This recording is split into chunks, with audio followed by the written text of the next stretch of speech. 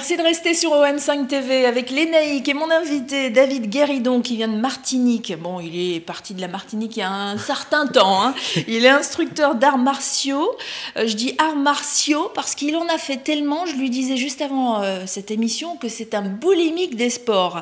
Il est ceinture noire, 3e dan, coach sportif, prof de Pencak Silat. On dit aussi Pencak Silat dans la vraie langue.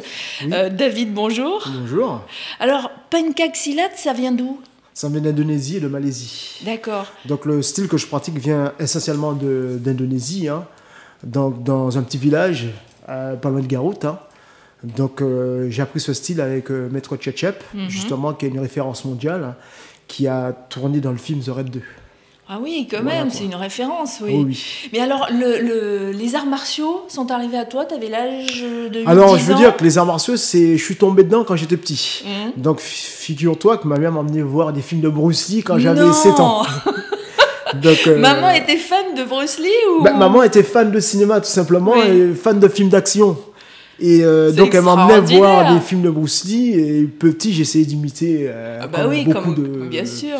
Beaucoup de pratiquants Bruce Lee et puis bon j'ai cultivé cette passion jusqu'à maintenant. Hein. Et alors quoi, tu dis à ta mère maman, j'ai envie de prendre des cours, j'ai envie d'apprendre, comment alors ça donc ça a été beaucoup plus ça a été un peu différent. Donc à la maison petit j'imitais ce que je voyais au cinéma.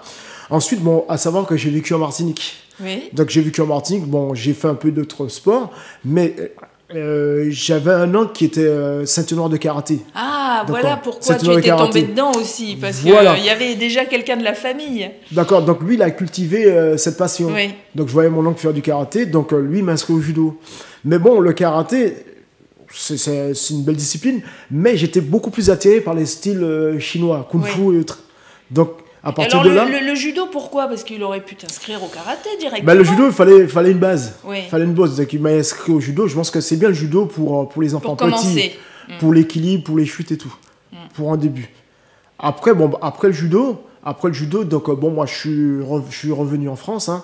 Donc, je suis allé dans les arts martiaux. Je me suis redirigé dans les arts martiaux en essayant le Viet Vo Dao. C'est un art martial vietnamien. Oui, alors j'ai vu ça, parce que tu as un site et une page Facebook. Et alors sur ce site, il y a plein de noms. Je dis, mais je connais pas tous ces noms.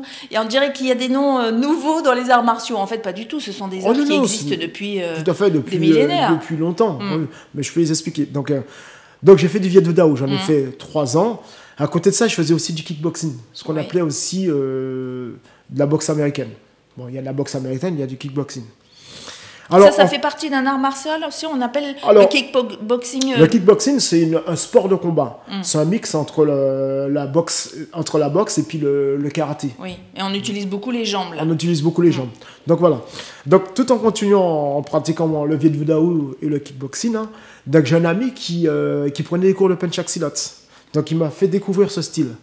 Et alors, ça a été la découverte. Ça a été la révélation pour moi. Ça a été la révélation. Alors, je suis allé faire un cours d'essai. C'était à Paris. Hein, c'était à Métro Ourcq. Hein, et j'ai quitté le Viet Vo Dao. Je me suis consacré au Pencak Silat. Et alors, quelle différence, justement, entre ce que tu apprenais au Viet Vo Dao et au Pencak Silat? Alors, le Pencak Silat, ce que j'ai aimé dans cette discipline, il y a une très grosse partie self-défense. Oui. Il y avait une partie traditionnelle aussi, le travail des formes. Hein. Vous avez beaucoup de formes en Pencak Silat. Alors, forme, c'est-à-dire? Alors, en karaté, on va nommer ceci kata. Oui. Ah, d'accord. En Pencak Silat, ça va être du rousse. Ça va être du rousse. Ok. Donc, c'est les mouvements, en fait. Voilà, ce sont des enchaînements, tout simplement.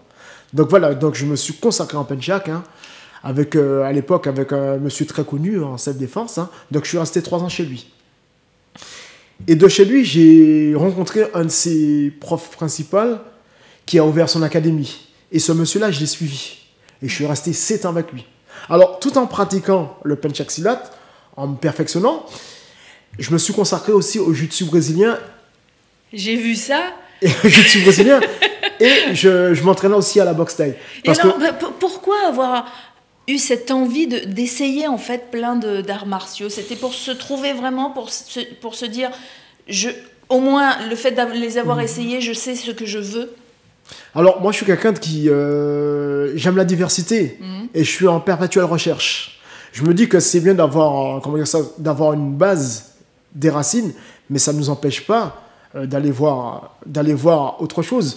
On a un pays, on a des racines, mais ça ne nous empêche pas de voyager. Absolument. Quand on dit voyage forme la jeunesse. Eh oui. Donc voilà, donc ça enrichit. Donc j'avais besoin d'enrichir ce côté martial. Ce côté martial. C'est pour ça que je suis allé découvrir d'autres disciplines. Oui, alors après le jiu-jitsu brésilien, il y a eu le Jeet Kune Do. Oui, le Jeet Kune Do, donc à savoir... le Jeet Kune Do. Oui, c'est ça, le Jeet Kune Do, c'est un mix, c'est une méthode de combat, c'est une philosophie, je veux dire, plus que Bruce Lee a créée. Ah, c'est ça. Oui, voilà. Pourtant, on dit que Bruce Lee faisait du karaté. Non, du kung-fu. Alors, la base de Bruce Lee, la base centrale, donc ça revient à ce qu'on disait tout à l'heure. Oui. La base centrale de Bruce Lee, ses racines, c'est le kung-fu. Oui. Oh, c'est le Wing Chun. Mais quand il a immigré aux États-Unis, il s'est dit, bon ben, c'est bien d'avoir une base, mais il faut enrichir son potentiel. Donc, il a dit qu'il a étudié la boxe. Il a travaillé des coups de pied en karaté, il a étudié des projections, il a intégré des projections en judo. Donc voilà, il a étudié aussi le Kali avec son ami Daniel Santo. C'est pour ça qu'il a créé son système, sa synthèse. Donc le Jeet Kune Do, c'est plus une philosophie. Oui. Donc c'est pour ça que moi, donc j'ai mon Pencak Silat qui est ma base, mes racines. Je garde mes racines. Avec mes élèves, quand on travaille le côté traditionnel, on travaille les formes, les duros, les lancas, les déplacements, les postures de base, on les travaille. On reste, c'est notre point central. Oui, c'est votre colonne vertébrale. Colonne vertébrale. Mais ceci dit, quand on est en self-défense, on peut se permettre de varier. On varie. On enrichit. Et alors, on fait de l'art martial, l'art martial à partir de n'importe quel âge? Parce que tout à l'heure, toi, tu disais que tu avais commencé vers 8 ans, mais est-ce qu'à 6 ans, on peut déjà commencer? Je dirais à 5 ans. Le Pencak Silat, vous pouvez commencer à pratiquer à l'âge de 5 ans. 5 ans, donc les cours enfants, ça se passe comment? Donc, ils étudient les formes, les formes de base. Là, on voit des images de toi. Enfin, c'est toi, non? Oui, c'est bien moi. Oui, c'est toi. Je t'ai pas reconnu, dis donc. Là, tu fais quoi? Alors, c'est ça, le Pencak Silat? Oui, donc je travaille des formes. D'accord. Je démonte des formes, tout simplement, quoi. Ce qu'on appelle des juros. Donc, c'est des applications avec les armes, le fameux karambit. Là, c'est un travail de flow, d'enchaînement. Puis ces petites choses dans les mains, alors, ce qu'on appelle des karambis. Donc, ce sont des espèces de couteaux à griffes. D'accord. Alors, il y a une question que beaucoup de parents peuvent se poser, c'est quand on fait de l'art martial comme ça, est-ce qu'on ne devient pas bagarreur et qu'on n'a pas envie justement de finir dans la rue à faire de la bagarre avec n'importe qui pour montrer qu'on est le plus fort? Alors, avant tout, un art martial, c'est une philosophie. Il y a une philosophie. Justement, il y a une sagesse. Et justement, c'est ce que j'explique à mes élèves. Alors, c'est ce que je leur inculque. Arriver à l'heure en cours. Oui, une discipline. Avoir une discipline. Oui. Je vais dire quasiment militaire. Arriver à l'heure. C'est-à-dire que quand on travaille une forme ou quand j'explique une forme, on ne parle pas en écoute, on est attentif. On est attentif. Vous voyez ce que je veux vous dire? Oui. Ce sont des règles qui s'appliquent ensuite dans la vie, qu'on peut appliquer dans la société. Tout à fait, oui. Tout à fait, oui. Tout à fait. Et donc, faut avoir une base. On ne fait pas n'importe quoi avec son art après. Oui, tout à fait. Et puis on respecte son partenaire de travail. Je dis ça parce que quand on voit des films de kung-fu, de karaté, souvent on voit les méchants. Donc on peut voir par exemple des élèves avec un prof très méchant qui va être pour la bagarre. Et puis il y a souvent ça c'est ce qui est mis en avant dans les films. Vous savez, c'est comme les films de requins où on les montre très méchants et après on peut plus aller se baigner dans le lagon sans penser à ça. Pour les films de karaté ou d'arts martiaux, c'est la même chose. On voit toujours ce prof qui pousse ses élèves presque à faire la bagarre dans la rue, et puis l'autre très gentil qui lui apprend cette philosophie-là. Donc est-ce que ça existe vraiment des profs comme ça? Avant tout, un professeur, pour ma part, c'est un éducateur. Qui dit éducateur, dit philosophie aussi derrière. Donc vous êtes là pour apprendre à des gens à se canaliser, à s'épanouir, à devenir plus humain, aller vers la sagesse. On n'est pas là je suis pas là, en ce qui me concerne, je suis pas là pour former des bagarreurs ou des voyous. Oui. Donc voilà quoi. Et alors des femmes, des filles, enfin c'est mixte. Des personnes âgées aussi éventuellement? Je dirais de 5 à 70 ans, de 77 ans. Voilà. Et alors on commence Est-ce qu'on peut commencer à 50 ans, par exemple, Oui, l'art oui. martial? C'est-à-dire qu'après, on fera par rapport à notre physique. Mais on sera peut-être moins explosif Oui. qu'un jeune de 20 ans. Mais on apprendra aussi les On formes. fera pas des sauts, là, comme on Mais voit. non, mais oui. bon, non, Mais il y a d'autres techniques, Oui, voilà. on Oui. travaillera à notre allure, il n'y a pas de souci. Alors, qu'est-ce que c'est le ciment de Makan Golin? Le ciment de Makagulin, c'est un style de penchak silat. D'accord. Voilà. Et le Panglipur? Le panglipur, c'est mon style. Panglipur, on Ouais. dit ça. Et ça, c'est Pardon, indonésien encore. panglipur, Hein. oui, c'est un style de penchak. Ben, je suis représentant de ce style à Paris, en Ile-de-France. C'est le style que j'enseigne. Donc, je suis le représentant de Tchétché Paraman. Là, là, ça a l'air compliqué tout ça. Hein. Mais Non, en tout non. cas, quand on va sur le site, on comprend bien tous les arts, hein, on Oui. peut dire ça comme ça.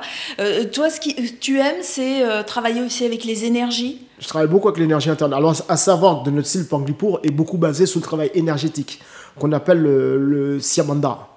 Ce sont des postures fusionnées avec la respiration et le relâchement, ce qui nous permet d'être beaucoup plus explosifs. Et justement, travailler le côté santé aussi, Oui. avoir plus d'énergie. Donc, notre style, il y a le travail, il y a le gros volet énergétique, il y a le volet self-défense, il y a le volet traditionnel et il y a le volet combat. Et le travail des armes aussi. Et le volet traditionnel, il consiste en quoi? Alors, étude des jurus. C'est quoi? Les jurus, c'est l'équivalent des katas, c'est les formes, Ah, d'accord. Oui. des déplacements, des postures. Alors, sur certains arts martiaux, on fait des mouvements qui ressemblent à des choses des animaux. On va faire le serpent, on va faire le ci, le ça. Est-ce que dans cet Mais art pareil, martial, c'est pareil? vous avez des styles du tigre, du serpent, du singe. Voilà, oui, on est. À savoir que le penchak silat est très calqué sur les animaux. Hein. Donc voilà, c'est la similitude qu'on a avec le kung-fu. Bon, et alors, quand on a fait une carrière comme ça, avec tous ces... Elle n'est pas finie. Ah non, bah justement, j'allais y est loin d'être venir. finie. Qu'est-ce qu'on peut encore faire et qu'est-ce qu'on attend encore? Ben, j'attends beaucoup de choses. Hein. Moi, je continue à perfectionner mes formes. Hein. Je continue aussi à faire des stages pour apprendre avec d'autres maîtres. Hein. Donc, pour moi, j'estime que c'est toute une vie. Jusqu'à mon dernier souffle, j'apprendrai. Ça n'est jamais fini. C'est pas parce qu'on est prof, c'est pas parce qu'on est ceinture noire qu'on a fini d'apprendre. Mais vous savez, ceinture noire, je vais prendre l'exemple. C'est comme si j'étais au lycée, j'avais fini mon cycle de lycée. C'est comme le bac. Et que j'ai eu mon bac. Mais après Oui. le bac, il y a autre les grandes chose. études, il y a l'université, il y a le doctorat, il y a tout ça. Donc c'est pas fini. Et toute notre vie, on apprend. Et ben, les arts martiaux, c'est comme la vie. On apprend tout le temps. Après, il y a l'âge. Après l'âge, bon, je peux plus fonctionner. Bon, j'ai beaucoup d'énergie, j'ai beaucoup d'énergie quoi, encore. oui, oui. Mais bon, quand j'avais 20 ans, j'avais plus de fougue. Donc maintenant, j'ai un peu plus de sagesse. Donc je travaille différemment. J'apprends différemment. Et on a beaucoup à apprendre encore. Et alors, c'est bien de transmettre aussi ça aux autres. Est-ce qu'un jour, tu as envie de retourner en Martinique et pourquoi pas d'enseigner là-bas? J'ai envie de... Bon, pas forcément vivre en Martinique parce que j'adore l'Europe et puis bon, j'adore voyager, mais j'aimerais bien enseigner, comment ça s'appelle, construire une cellule là-bas, former des profs pour transmettre ma passion en Martinique. En Martinique, en Guadeloupe aussi. Hein, ah oui. Alors les Martiniquais et les Guadeloupéens, vous avez entendu, il vous a fait un appel du pied là. Donc répondez-lui et allez sur son site Penchak Silat. Alors P-E-N-C-H-A-K, petit tiré du 6, Silat, S-I-L-A-T.net. On vous redonnera bien sûr ses adresses. Pour la page Facebook, c'est tout simple. Penchak Silat, Panglipur, Paris, Île-de-France. Alors Penchak, c'est P-E-N-C-A-K pour cette fois. Et Silat, ça s'écrit comme tout à l'heure, S-I-L-A-T. Vous allez voir, ça va s'afficher tout de suite et vous aurez toutes les informations pour retrouver David Guéridon. Les cours à Paris, ça se passe où? Alors au Cagine Paris, hein, donc le lundi de 21h à 22h30, mais on déborde souvent, donc on finit à 22h45, puisqu'on adore ça. Bah oui, des passionnés. Donc le lundi, c'est la partie travail énergétique, self-défense et combat. Le jeudi, même heure, hein, 21h, 22h30, hein, traditionnel, énergie interne, et un peu de combat souple aussi. Et ça, c'est pour ceux qui savent déjà beaucoup et si on veut débuter. Non, mais tout le monde est concerné, hein, donc il n'y a aucun souci. D'accord. Donc il y a des inscriptions toute l'année. Et le samedi, par contre, c'est un côté beaucoup plus sparring, on va dire combat souple. Hein, oui. Et c'est pied-point, projection et on travaille le sol. Voilà, donc si vous avez envie de vous inscrire, vous savez comment faire pour joindre David. Merci David. Merci. Et puis à bientôt. À bientôt. Avec des élèves, pourquoi pas? Avec plaisir. On va vous faire une petite démonstration. Voilà, merci.